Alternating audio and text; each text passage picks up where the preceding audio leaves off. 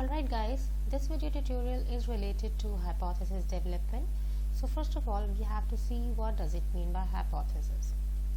So basically, hypotheses are the assumptions, or you can say that it is a specific statement of prediction. It describes in concrete rather than theoretical terms what you expect will happen in your study. Or you can say that it is a tentative statement about the relationship between two or more variables. So let's suppose this is your research model. In this research model, you can see that irritation and entertainment are affecting attitude towards ad, and this variable, that is attitude towards ad, is affecting intention to shop. You can see that in this model we have three hypotheses. One is related to irritation and attitude towards ad, the other is related to entertainment and attitude towards ad, and the last one is related to attitude towards ad and intention to shop. It means that you have to cover these three headings: irritation and attitude towards ad, entertainment and attitude towards ad, and attitude towards ad and intention to shop. In all of these headings, you have to present your relationship between these two variables, and then you have to propose a hypothesis. Let's discuss one example related to irritation and attitude towards ad.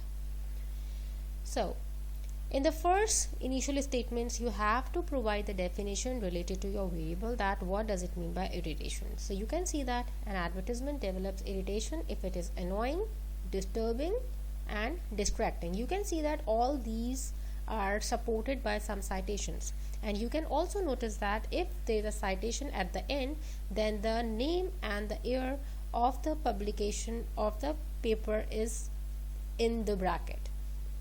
In the other statement, you can see that there is also a citation, but the statement starts with the name of the author, like this: Aslam et al. 2016. So now you can notice that only 2016 is in the bracket, not all the name of the author as well.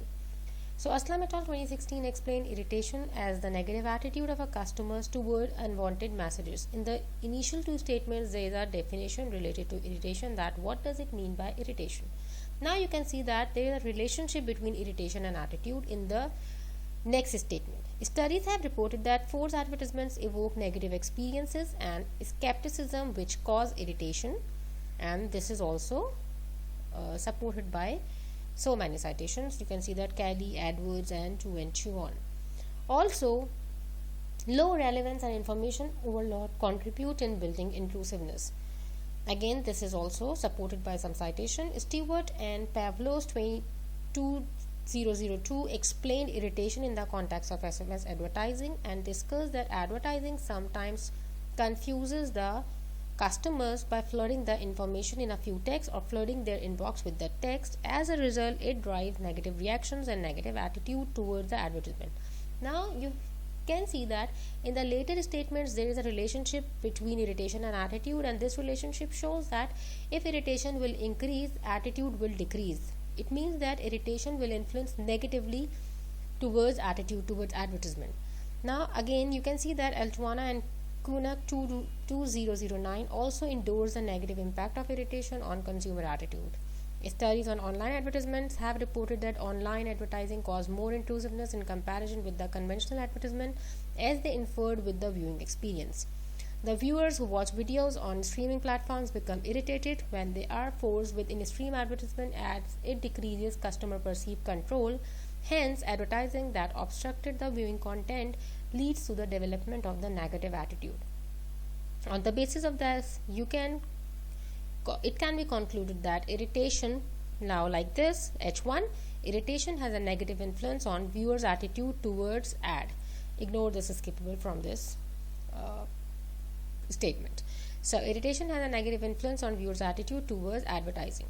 So you can see that before proposing this statement, you have to provide a paragraph with citations, and in that paragraph you have to provide the evidence that how irritation will influence attitude, and on the basis of these past studies or the past literature, you can be able to propose a hypothesis that what gonna happen in your study in between these two variables.